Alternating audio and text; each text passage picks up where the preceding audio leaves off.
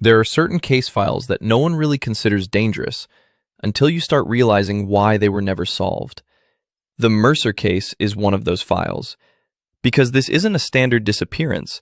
It's a case where the more inconsistencies you remove, the more new ones appear. My name is Victor Morel.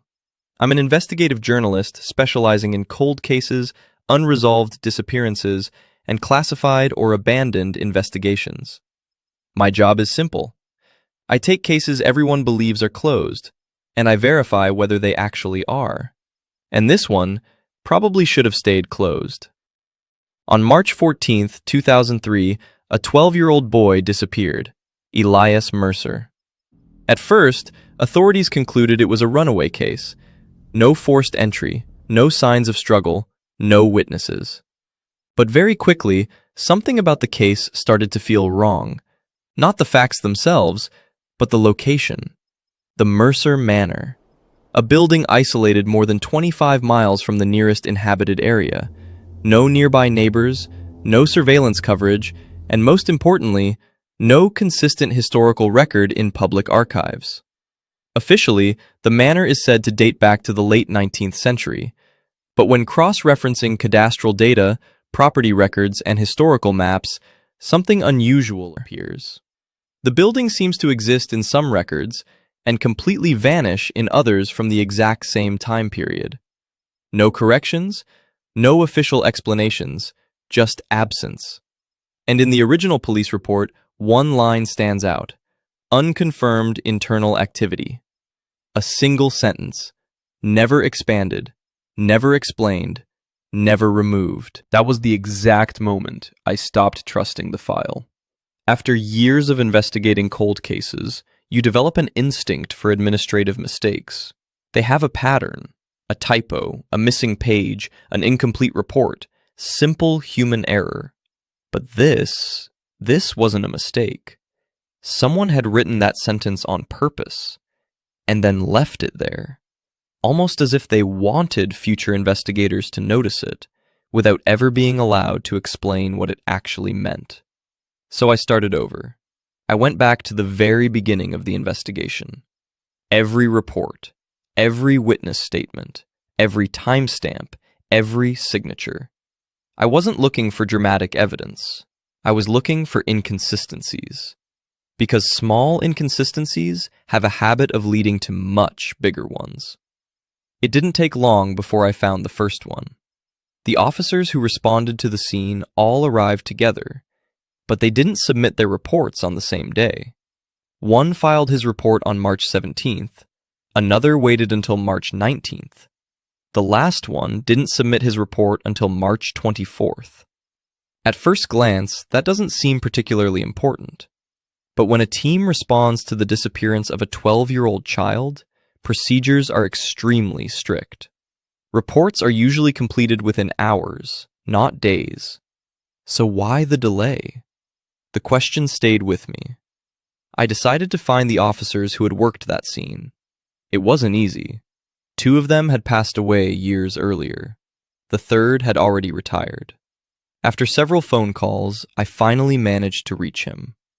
I introduced myself, explained what I was working on. Then I asked him only one question.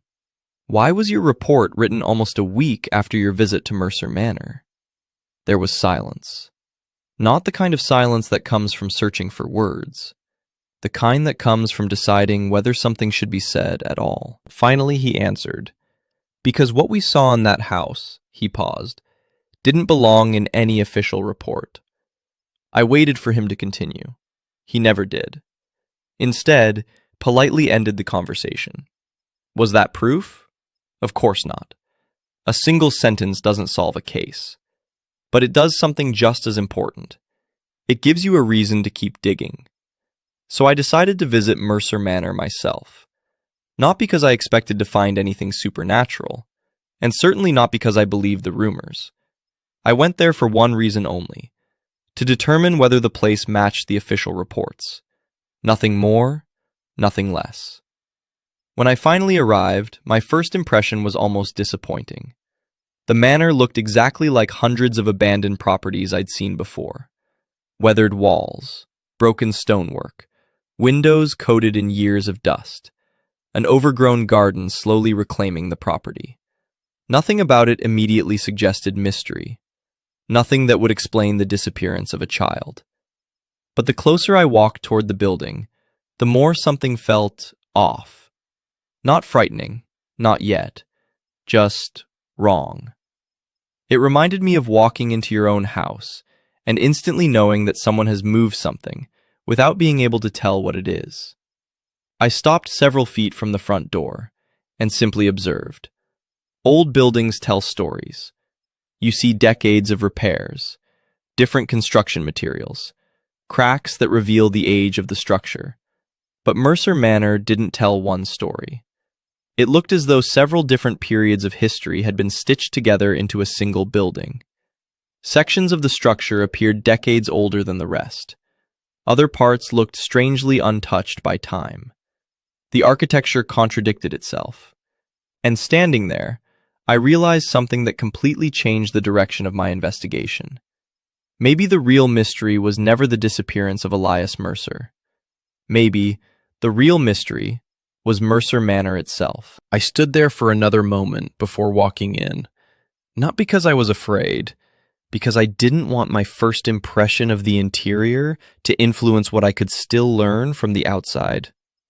One lesson every investigator learns sooner or later: a location often tells you more before you enter it than after. Once you're inside, you're looking for answers. Outside, you're looking for contradictions. So instead of opening the front door immediately, I slowly walked around the entire property. The first thing I noticed was the stonework. The north wall wasn't built with the same type of stone as the front facade. Some windows had clearly been sealed shut decades ago. Others looked as though they'd been added much later, almost as if different generations had kept altering the house without following a single architectural plan. By itself, that isn't unusual. Old houses evolve. Owners renovate, rooms are added, walls come down. It happens all the time. But Mercer Manor didn't feel renovated. It felt assembled, like pieces from different periods had somehow been stitched together into one structure. I unfolded the architectural plans I printed before leaving home. Then I started comparing them to the building standing in front of me. The west wing immediately caught my attention. According to the official plans, it should have ended several feet earlier. So I measured it. Once, then again, then a third time. Each measurement gave me the same result. The building was larger than it was supposed to be. Not by a few inches, by several feet. Enough space to hide an entire room, maybe even an entire corridor. I still had no explanation, but now I had a new question. What occupied the space that officially didn't exist? Eventually, I walked back to the entrance. I pushed gently against the old wooden door. It opened almost effortlessly. I expected the familiar creak of old hinges. It never came. The silence bothered me more than any noise could have. The air inside felt cooler, not freezing, just noticeably colder than outside. Sunlight struggled to pass through decades of dust covering the windows. Tiny particles drifted lazily through the beams of light. The entrance hall looked frozen in time, as if no one had crossed it for years. And yet, something immediately caught my eye. The floor. Dust covered almost every inch of it, except for one narrow strip stretching from the front door toward the staircase. Not footprints, not drag marks, simply an absence of dust, as if that section of the floor refused to collect it. I crouched down for a closer look. No shoe impressions, no scratches, nothing. Just clean floor surrounded by years of untouched dust. In all the abandoned buildings I'd investigated, I'd never seen anything quite like it. I continued into what had once been the main living room. Most of the furniture was still there, hid beneath faded white sheets. An entire wall was lined with bookshelves, hundreds of books, architecture, local history, surveying, cartography, an unusual collection for a family living in such an isolated place. Then something else caught my attention. A grandfather clock. It had stopped at exactly 3:17. I barely noticed it. Old clocks stop all the time. But a few minutes later, I entered another room. Another clock. Also stopped. 3:17. That was enough to make me pause. Still, I told myself it was probably coincidence. Until I found a third one. Different room, different clock, same time. 3:17. At that moment, I stopped thinking about Elias Mercer. I started thinking about the house itself, about what it might be trying to tell me, or what it might be hiding. I walked back into the entrance hall, looked at the plans again, then at the walls, then back at the staircase. Something still refused to make sense. The inside of the house felt larger than the outside should have allowed. That wasn't possible. And yet, the longer I compared the dimensions, the more certain I became. The numbers didn't lie.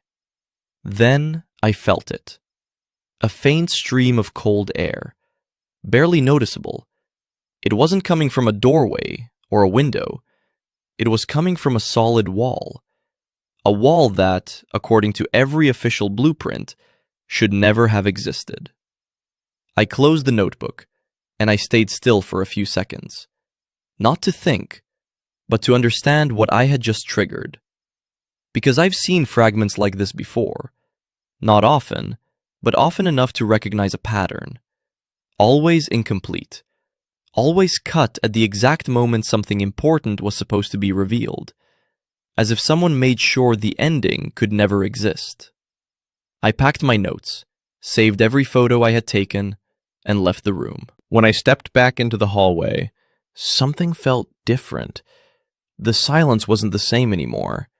It felt heavier, like the building itself knew that something inside it had just been understood. I walked toward the exit, and I stopped one last time, to look at the house. Nothing had changed, and yet everything had. Because after what I had just seen, you don't leave a place like this the same way you entered it. This wasn't just a missing child anymore, and it wasn't just Mercer Manor. Something connects this place to other files, other cases, other inconsistencies that were never properly explained. And that fragment, or, it wasn't an ending. It was an interruption. A signal that something had been cut before it could be completed. And standing there, I realized something I wasn't ready to accept. This isn't the beginning of an investigation. It's one piece of something much larger. And what I'm about to uncover next should not exist in any official record. But it does. If you're still here, then you already understand this case goes far beyond a simple disappearance. So subscribe to the channel, turn on notifications, because what I reveal in the next file will completely change the way you see this investigation. And this is only the beginning.